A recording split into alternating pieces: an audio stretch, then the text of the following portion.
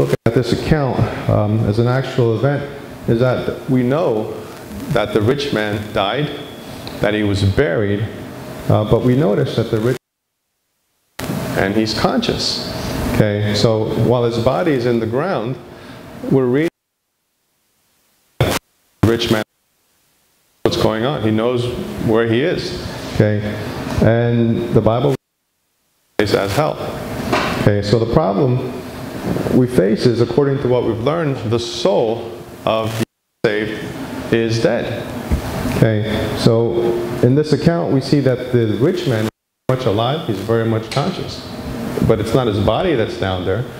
Okay, so conclude, okay, well that must be his soul then.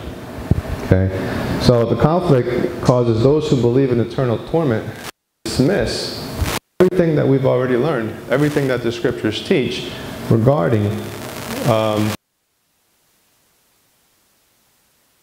the scriptures. It's a way to ignore them. So let's take a look at other scriptures that'll help us. It'll teach us what takes place when an individual dies unsaved. Let's take a look at Psalm 146, verse 4.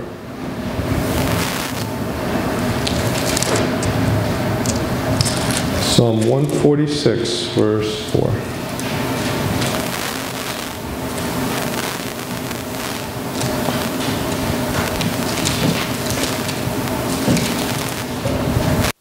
We read, his breath goeth forth, and he returneth to his earth. In that very day his thoughts perish. Can you remember what we saw earlier? That to perish means to be destroyed or to vanish. Okay, this is what happens to the thoughts of the unsaved that die. Let's turn to Psalm 31. Psalm 31, verse 17.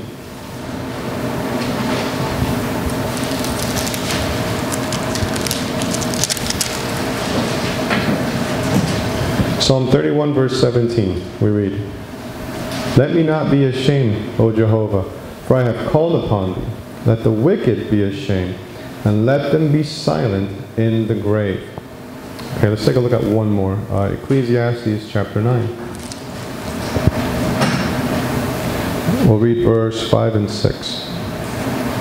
Ecclesiastes chapter 9, verse 5 and 6. There we read. For the living know that they shall die, but the dead know not anything. Neither have they any more reward, for the memory of them is forgotten. Also their love and their hatred and their envy is now perished. Neither have they any more a portion forever in anything that is done under the sun. Okay, so since we know that the soul of an unsaved individual is dead because they're conceived in sin, once the body dies, they are no more. Okay, this harmonizes with the last couple of verses we just read. That the day they die, their thoughts perish and they are silent in the grave. Now what's interesting here is that the rich man died and was buried in what we would call his grave. And in Psalm 31:17 we're told that the wicked are silent in the grave. Yet the word God uses here for grave is the same word he uses for hell. It's the word Sheol, Strong's number 7585. So we can reread Psalm 31:17 this way. Let the wicked be ashamed, let them be silent in hell. Okay, the word silent also means to hold your peace, which is Strong's number 1826. Let's take a look at where that's used in Leviticus chapter 10.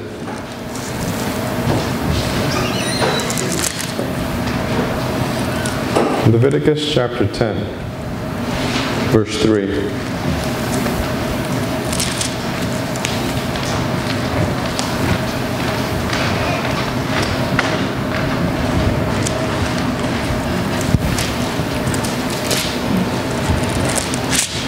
There we read. Then Moses said to Aaron, this is that Jehovah spake, saying, I will be sanctified in them that come nigh unto me. Before all the people I will be glorified. And Aaron held his peace. Okay, this is quite the opposite from what the rich man was doing. In other words, God is letting us know that hell and the grave are synonymous. He does this throughout the entire Old Testament. Okay, so when we come to the account of the rich man and Lazarus, we can understand why God wrote Luke 16:22 and 23 the way he did. Let's turn back, so we can take a look at that one more time. Luke chapter 16, verse 22. So what we're finding is that everything that we're looking at seems to go against looking at the account of the rich man and Lazarus as something literal. Luke chapter 16, verse 22. We'll read verses 22 and 23. And it came to pass that the beggar died and was carried by the angels into Abraham's bosom. The rich man also died and was buried, and in hell he lifted up his eyes, being in torments, seeing Abraham afar off and Lazarus in his bosom. The rich man was buried in his grave, and in hell is in his grave. Okay, we learned that from everything we read in the Old Testament. He lifted up his eyes. So what God has done here is he's being consistent in the manner in which he puts forth truth as he hides truth for any doctrine throughout his word. And this moment, what we've learned, the account of Luke 16 doesn't harmonize with the rest of the Bible if we take it as a literal account. The soul of the rich man is dead according to the scriptures. Yet, and he is now silent in heaven's grave. Yet as we read in Luke 16, we see none of those things taking place. As a matter of fact, we see the opposite. He knows what's going on, he's awake, he has conscious existence, and he's asking for water. So the Bible leads us to conclude what we've understood for a long time now, is that everything in the scriptures is to be understood spiritually. The second problem here, by taking this account literally that we face, is who is the rich man asking for mercy from? Let's take a look at it. Read it in verse 23. And in hell he lifted up his eyes, being in torments, seeing Abraham afar off and Lazarus in his bosom. And let's read 24. And he cried and said, Father Abraham, have mercy on me. He was asking Abraham for mercy. Who was Abraham? Abraham was a fallen individual like you and I, who himself obtained mercy from God. Why would the rich man be asking him for mercy? Well, we know that no man can bestow mercy upon another man. Okay, but when we understand this account as the parable that it is, we can see that Abraham is a picture of the Father. Okay, this in turn allows us to understand why the rich man would be asking Father Abraham for mercy. Okay, and the closer this account is looked at, the more inconsistencies we can see with taking this account as a literal account. So understanding the account of the rich man and Lazarus also helps us in another area. It helps us understand the language of the Bible that speaks about eternal torment. So let's take a look at Revelation chapter 20.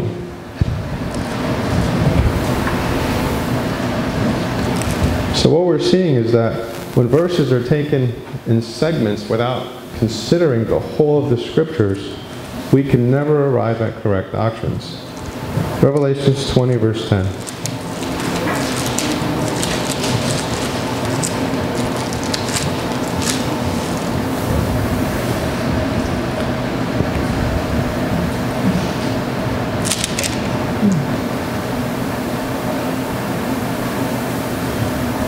It's Revelation 20, verse 10. And the devil that deceived them was cast into the lake of fire and brimstone, where the beast and the false prophet are, and shall be tormented day and night forever. Okay, now if we read this passage without considering the importance of harmony, it would seem that this verse alone teaches that there is such a thing as eternal torment. Okay, after all it says, and shall be tormented day and night forever and ever. Okay, but when people read this verse casually and don't bother to compare scriptures with scriptures as we're instructed to do, then the words seem to blend right in and give the appearance of eternal torment every day, every night, for eternity. The problem with believing that Revelation 20:10 is referring to eternal torment is that we've come to understand that the Bible teaches us that there is no day and night in eternity, because the sun and moon were given to us as timekeepers. So in eternity, there is no more time. So with each passage that we read, including Revelation 20:10, we have to search out the scriptures to see if the understanding of this passage or any other passage in the Bible, if we've come to understand them correctly in light of the whole Bible. So let's take a look at Genesis chapter 1. Genesis chapter 1, verse 14.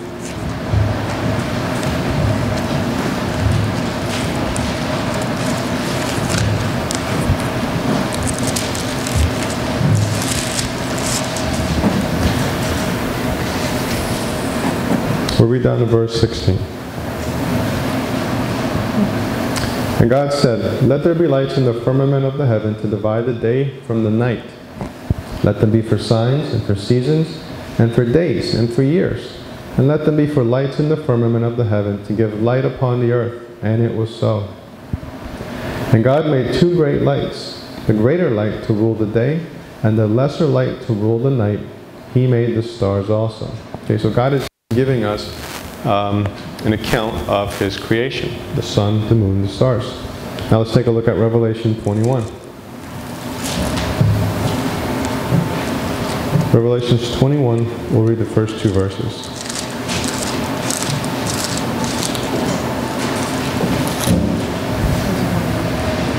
Revelation 21, verses 1 and 2. There we read. "And I saw a new heaven and a new earth, for the first heaven and the first earth were passed away, and there was no more sea.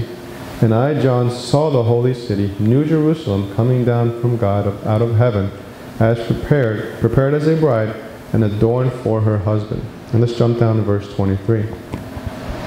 "And the city had no need of the sun, neither of the moon to shine in it, for the glory of God did lighten it, and the Lamb is the light thereof. And the nations of them which are saved shall walk in the light of it. And the kings of the earth do bring their glory and honor into it. And the gates of it shall not be shut at all by day.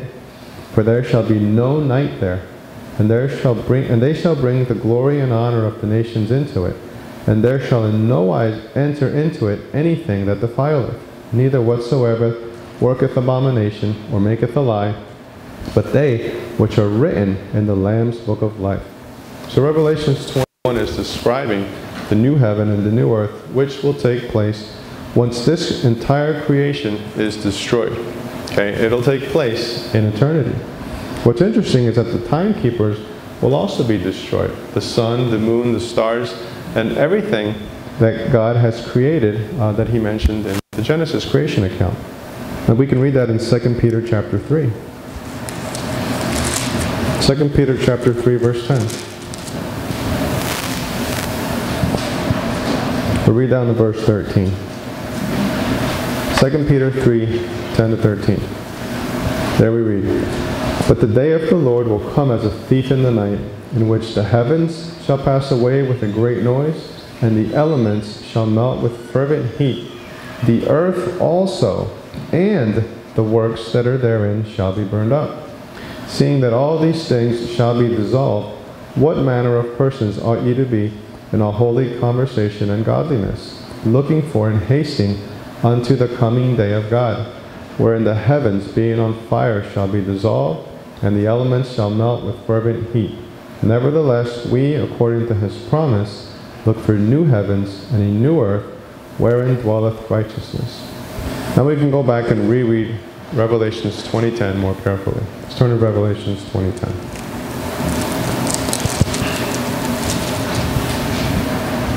I'll read it one more time. "And the devil that deceived them was cast into the lake of fire and brimstone, where the beast and the false prophet are, and shall be tormented day and night forever and ever." So the problem lies in the translation of the word "for." Okay, when we look up this word, we see that it's Strong's number 1519, and it's more commonly translated as "into." And given the problem we're facing with equating day and night with eternity, as Revelations 20:10 seems to do, we have to see if there are other translations of the same word that are a better fit. And there are. Since we've already established that there is no sun and moon, the timekeepers, in eternity, Revelations 20:10 must be understood to be read this way: "And shall be tormented day and night to ever and ever," or to eternity. Okay, and Chris had talked about earlier the importance of not really focusing so much on what we read here as infallible or an interlinear or any other source. We have to do our homework, and we have to look at everything we can in order to see if the translators did a good job. So the words into or to identify with having reached a certain point. And when we insert that word into this verse, which the Bible allows us to make that change, it allows this verse to harmonize with the rest of the Bible.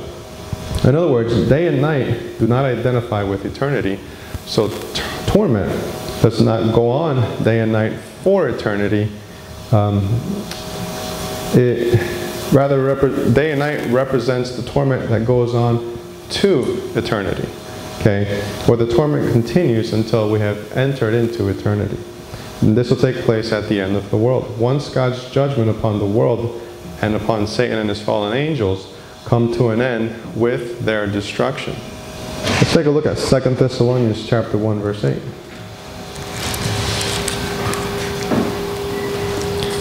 2 Thessalonians chapter 1, verse 8. There we read. We'll read verse 9 as well. In flaming fire, taking vengeance on them that know not God, and that obey not the gospel of our Lord Jesus Christ, who shall be punished with everlasting destruction from the presence of the Lord and from the glory of his power. You see, it's the destruction that's eternal, not the torment. Okay, the torment of hell will come to an end, but the destruction of the unsaved is forever. Okay, and this brings up my final point for today. Many years ago, we believed in eternal torment in hell. As a matter of fact, I remember listening to some older studies. Mr. Camping, Mr. Van Arenga, had made some comments regarding Christ spending an equivalent to eternity in hell. We're making payment for sins. They, of course, made corrections since then, but for quite some time before that, before God opened up their understanding, it was believed that Christ did indeed spend an equivalent to eternity in hell on our behalf. Now that we've been given understanding, we can look back and we can see that eternity is eternity. It has no equivalent. Okay. Furthermore, there is a passage that teaches us that Christ did not spend an eternity in hell. Let's take a look at that in Psalms chapter 16. Psalm 16, verse 10.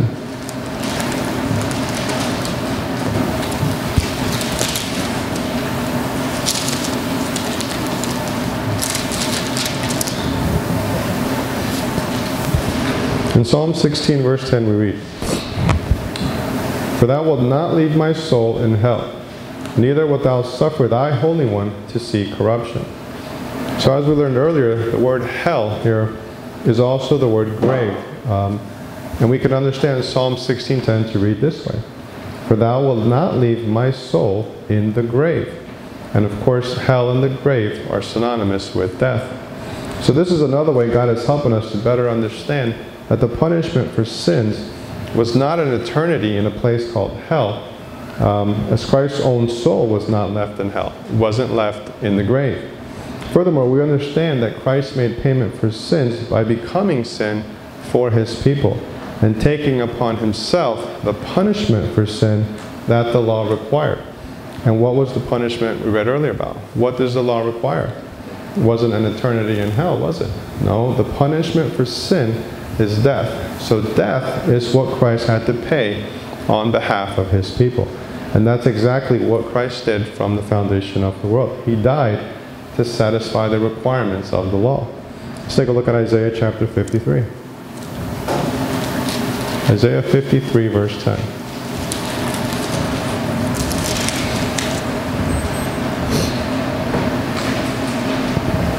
In Isaiah 53, verse 10, we read, Yet it pleased Jehovah to bruise him. He had put him to grief, when thou shalt make his soul an offering for sin. He shall see his seed, he shall prolong his days, and the pleasure of Jehovah shall prosper in his hand. So according to the widely accepted theory that Christ took upon himself punishment the majority still claim the punishment was an eternity in a place called hell. If therefore Christ took our place, and why was his own soul not left in hell? Okay, if that was the actual punishment that he was to suffer, then his, according to what they believed, should have been left in hell. But the very fact that his soul, or that we read that his soul was not left in hell or the grave, we read that it had an end. Okay, and that causes the doctrine of eternal suffering to suffer itself greatly. So why was Christ's soul not left in hell? Well, because Christ is eternal God. Okay, and God alone is the one who has power over death. And so having fulfilled the payment that the law required, God rose from the dead, and his soul was not left in the grave. It wasn't left in hell. Okay, also the punishment for sin, which was death, was satisfied when Christ died on behalf of his elect before he created the world. Now, these are just a few points that I'm able to address today, but the information that God has revealed in the time of the end has allowed his people to continually be fed with spiritual nourishment by the hearing of the word. And as we continue to seek for harmony within the scriptures, we pray that the Lord continue to guide his people into truth. And as he guides us into truth, well, then we are able to feed the sheep as God